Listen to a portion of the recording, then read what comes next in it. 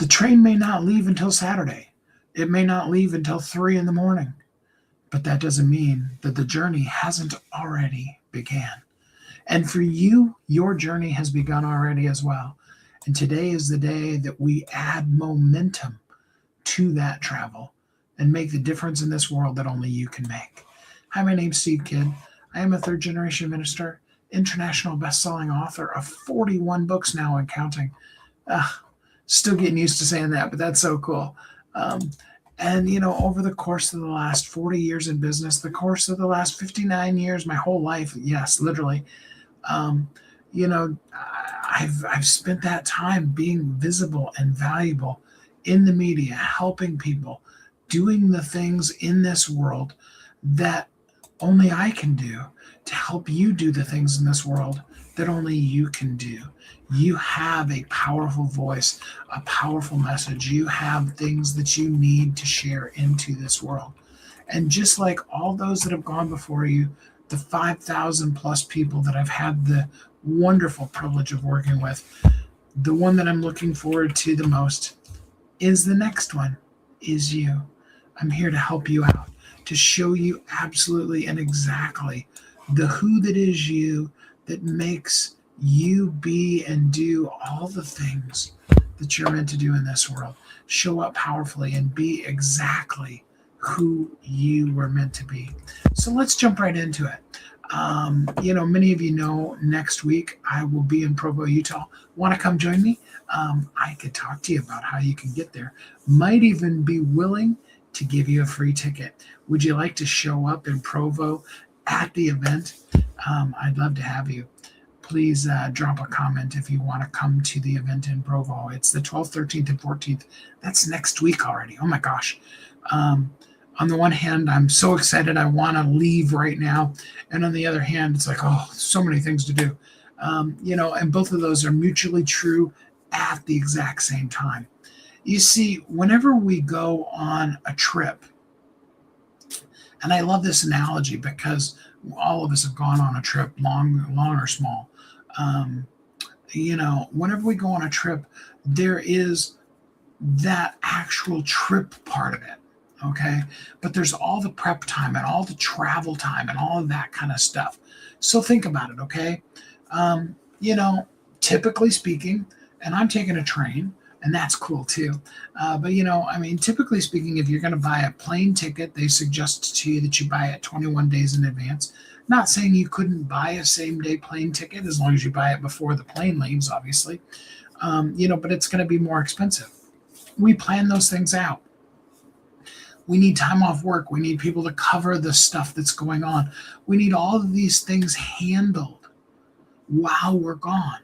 In my case, there's Mocha and mom and my brother take really good care of him. And, she runs their lives anyway. So her life won't be too much different, but you got to think about those kind of things. And before, when it was just her and I would have had to book her into, some kind of like dog retreat, dog spa, I like those better than the ones that are just kennels where they just stick her in a box for the next 2 weeks. That would not have been cool at all for her. There's all those kind of things. And if you have kids, you got to figure out, school schedules or, get the work either ahead or you got to figure out how you're going to get caught up afterwards. Or you got to take work with you. Those kind of things, all of those come into way before we actually then, get in the car, get on the plane, get in the train, get in the bus, whatever that might be. And so that's all the preparation. That doesn't mean that you're not already in motion. That doesn't mean you're not already in movement, which is, of course, where momentum is going to come from. And then if you're talking about, like in this particular case, I'm speaking from stage, you've got to know, what am I talking about? What is the event for and what's going to serve that event the best? Do I need a PowerPoint presentation? Like, for example, with this one, I put together a new PowerPoint presentation. And some of you that were, on my stream, or if you want to go see it, it was last Saturday. I did a practice of it. Wasn't perfect, wasn't all that will be there live, but it was good to do it live. And I have done and will probably a couple more times not live do a run through of it again. And I may even do one more once I get to Provo. I'm going to get there a couple of days early because for me, I've learned the power behind also having a day or two or even a couple of days to rest before the event. There's the go, go, go, go, go, go of all the travel. And I don't care how cool the travel is. I love taking the trains. Hey, Elizabeth, glad to have you here with us. I love taking the train. It's like the best of everything. I mean, when you're on the plane, it's obviously the fastest, but there isn't really a whole lot to see. And planes, especially these days, have become very uncomfortable. They got the little tiny bathrooms that I don't know who they're made for. Your birthday is 2 months, as in you celebrate it for 2 months, or it's 2 months from now. Either way, and that's and would be another perfect example. But so I love the train because you get to see all the sights and you get to see all the stuff, and it's kind of like driving it, but you don't have to do any of the driving, and you get to enjoy all of all of all of the stuff. Yeah, Elizabeth, it's cool when it jumps from one or two people all the way up to 18 or 20. Or yesterday, I actually saw 50. It was kind of cool for just a second. Yeah, that's really cool to watch the numbers on the live. So like I said, I like the train travel. However, if I were to drive from here to Provo, not including all of the stops and the fact that a 14-hour drive might be more than I want to take on all in one hop. And of course, you then got the whole Rocky Mountains that I'd have to cross, which is not really exciting anytime, but especially not this time of year, because you never know. I mean, you could run into beautiful weather. You could run into an absolute blizzard. It's just the nature of it. You could do that in about 14 hours. Of course, flying. Now, flying is a little different from where I live because, it's going to be, well, I could go to the one little regional airport, which only flies from there to Denver. And that's about an hour drive away. Or I could go to the little bit bigger airport. It's about 2 hours away. Or I could go all the way to Kansas City, which is about 3 hours away. So flying also isn't necessarily as convenient. But, flying, you can get there in about 2 hours. Like I said, driving, you can get there in about 14, and the train's going to take about 20. So it's a little bit longer because it has to stop and pick people up. It's not just mine and mine alone, and they just take me directly. Wouldn't that be cool? But it's also so beautiful. There's going to be about 4 or 5, maybe even 6 hours where you're just riding alongside of the Colorado River. So beautiful. I'll take some pictures and show you guys again, and we'll probably even go live from the train on Sunday again, like we did last time when we were traveling. It's a lot of fun, but once you do all the prep stuff, so first you have to say yes to the event, and then you have to know what you're going to talk about, and then you plan your talk, and you get your slideshow and all those things we were talking about. And then you've got to do what I started doing yesterday, and I think I massively way overpacked. I'm still questioning whether I want to just take all this stuff and have tons of options, or whether I'm going to cut back my luggage. Haven't decided yet. I know that's first world problems if you've ever heard of one, right? But you start packing, and you're making yourself a list of the things that you can't really pack, like your toothbrush and your brush and things like that. You can't really pack those until the day of. And then whatever time that day you're going to leave, you leave. And whether you're 5 minutes to the place you're going to leave from, or like I said, if you're going to drive and you are hopping in the car, there is that transportation time, right? And all of that to get you there. And then you get checked in and all of those kind of things. There's so many things, and none of those are specifically the moment that the person introduces you and you walk up on stage. I'm so blessed because my good friend Mark Pogue, his song Money Can't Buy, which was originally actually on his restoration CD, and then he re-released it. The version that I use is actually the re-release from his Through the Fire album. Um, and I'm so blessed that he allowed me to be able to use that as intro music to my radio show, which I now also am using when I step out on stage. It's very motivational. I absolutely love this song.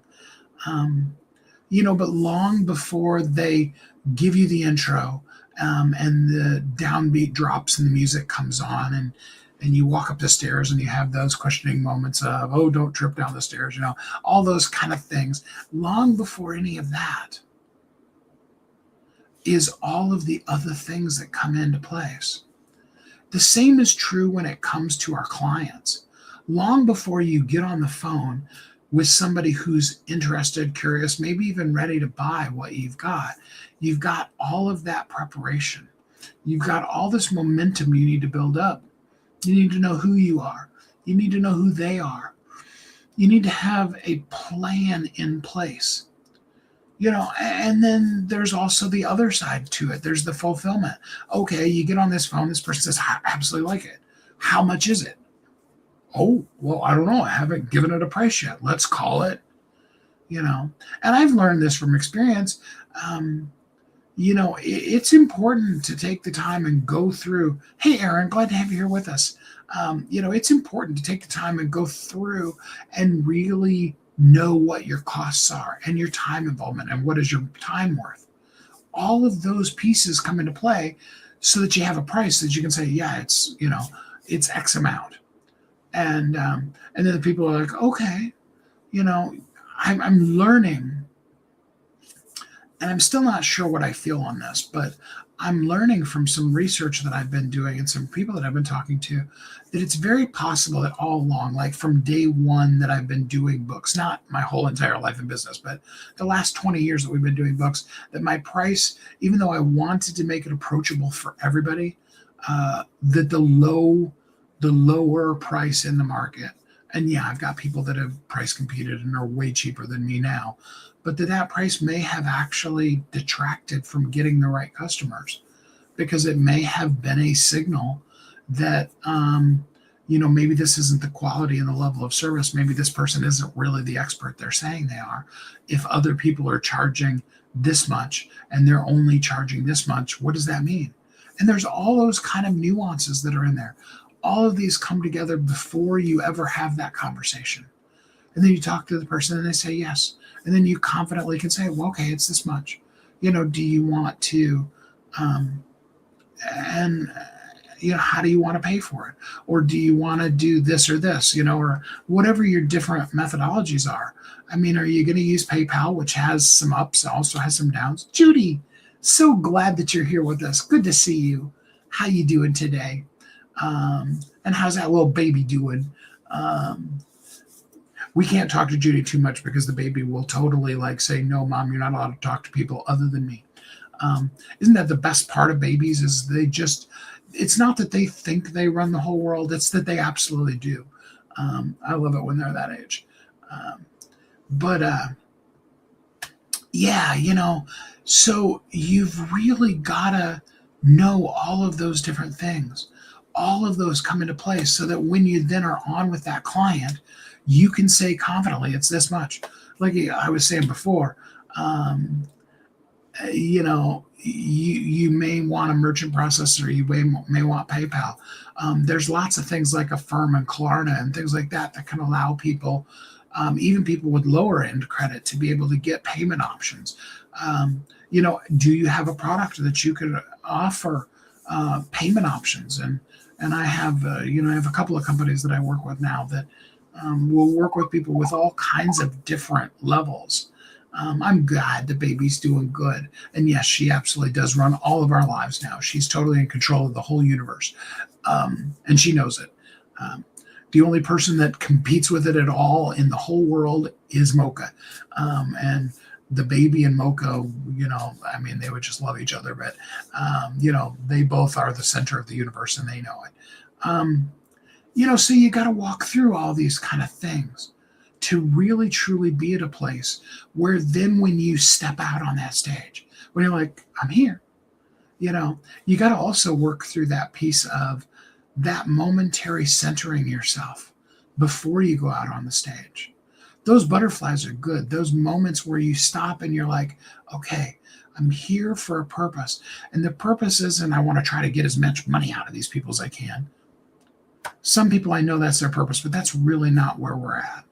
The purpose is, how can I serve these people? How can I move myself out from the spotlight, even though you do need to be in the spotlight? I know I'm talking out of both sides of my mouth, but you'll follow what I'm saying here. You want it to be about them. You want to reach out to them with their words, with your words, so that they can find their words, so that they can see and hear and know what they need to get out of it.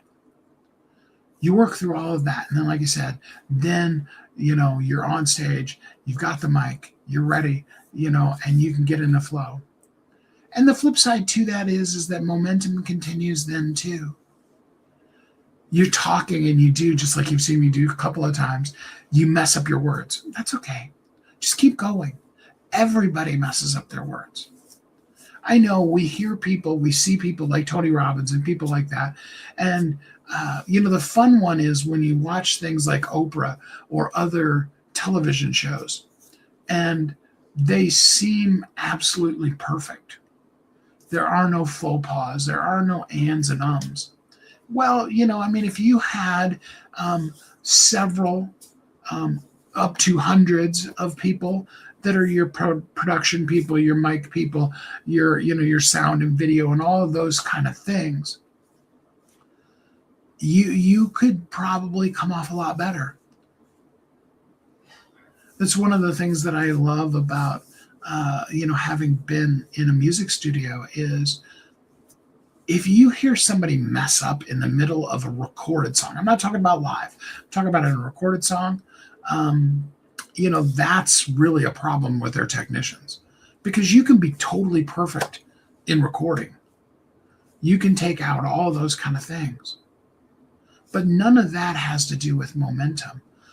Your momentum is when you do those human things, you just move on. You just allow yourself to be raw and real and vulnerable and valuable and put yourself out there. Because here's the thing that I want you to understand. You're already in motion. Now, for some, you're moving not in the direction you should be going. For others, you're spinning around in circles because you don't really know where you should be going. And for most of us, you're headed towards something.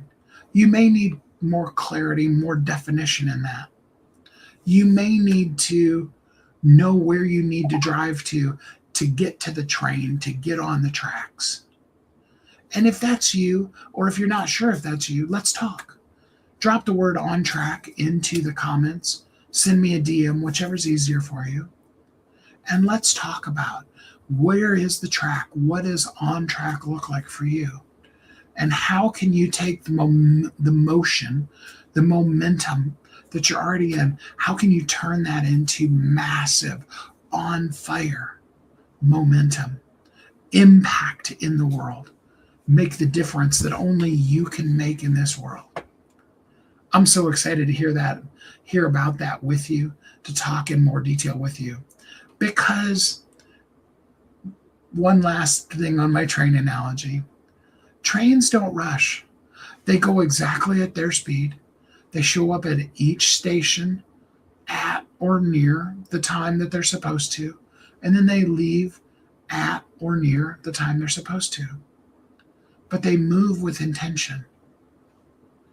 The train that goes from Chicago all the way to Sacramento, which is the one that I'll be getting on, it doesn't go like to Lincoln, Nebraska, and then be like, oh, I better go back to Chicago now. I know there's all those other stops all the rest of the way across the United States, but I just don't feel like it today. Trains move with intention. You want to have intention in your life. Again, drop the word on track. Let's get you and that momentum that you already have going. Let's get it laser focused on doing the things that only you can do in this world, to make the difference that only you can make. We'll be back again together tomorrow as we continue prepping and in motion for our talk next week. And I'm here for you. Anything I can do. Till we're together again next time, I hope you're happy, safe, warm, and loved, and that you have a great week.